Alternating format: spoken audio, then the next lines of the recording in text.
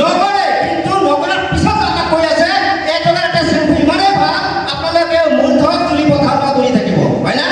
তো এওঁলোকে সঁচা কৈ আছে মিছা কয় মিছা মাতে কাৰণ কোম্পানীৰ পৰা এটা মোটা অংকৰ এটা কমিশ্যন লয় আৰু এই কমিশ্যন লোৱাৰ বিনিময়ত আমাক মিছা কথা কৈ আছে হয় না তাৰ কাৰণে কি হৈছে এই এজেন্ট বিনা পইচা এড কৰে নেকি বিনা পইচা এড নকৰে কোম্পানীৰ পৰা কি কৰিছে মোটা অংকৰ এটা কমিশ্যন লয় আৰু এই কমিশ্যনৰ বিনিময়ত আমাৰ মাজত হাসৰ মিছা মানে কৈ দিয়ে বস্তুটো মানে চেলিং কৰাৰ কাৰণে হয় না তো চাও কোম্পানীয়ে এড কৰা ব্যক্তিজনৰ যাতে মোটা অংকৰ কমিশ্যন দিয়ে ক'ৰ পৰা দিয়ে আমি জানো নেকি আমি জানো আমি নাজানো সাপোজ কোম্পানীয়ে কোনো একটা বস্তু যদি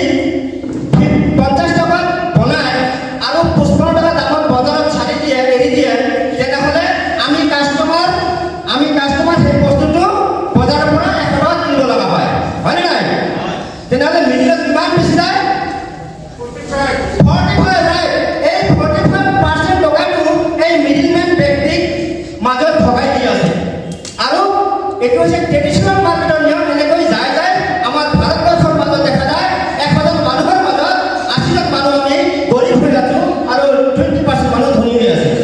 আৰু ডাইৰেক্ট চেলিং এইকাৰণে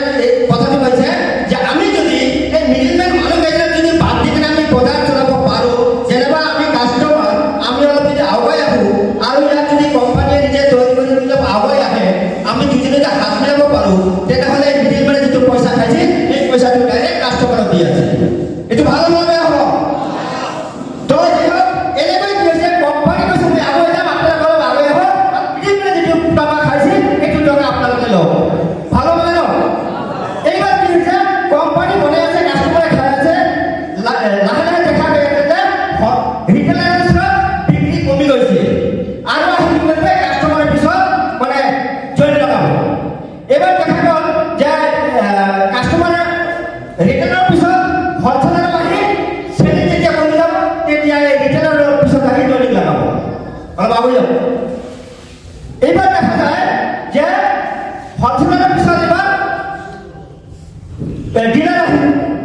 আহি হ'লচেলাৰৰ পিছত জইন লগাব তাৰপিছত দেখা যায় যে চিএনএফ কোম্পানীৰ যিটো এজেণ্ডা এওঁলোকে আহি পিছত জইন লগাব কাৰণ মাৰ্কেটত যেতিয়া নাইকিয়া হৈ যাব তেতিয়া কি কৰিব এওঁলোকে লাহে লাহে চিষ্টেম আহিব আপোনালোকে আহক এইবাৰ আহি চিএনএফ যিটো আমাৰ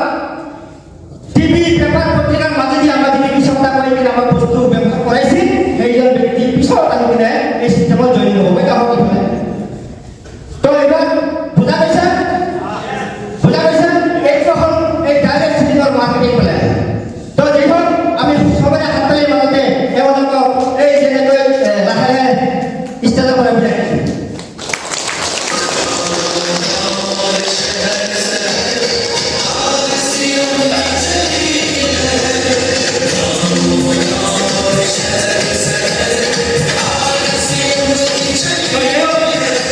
আমি আজি কোকৰাঝাৰৰ পৰা যিহেতু আমাৰ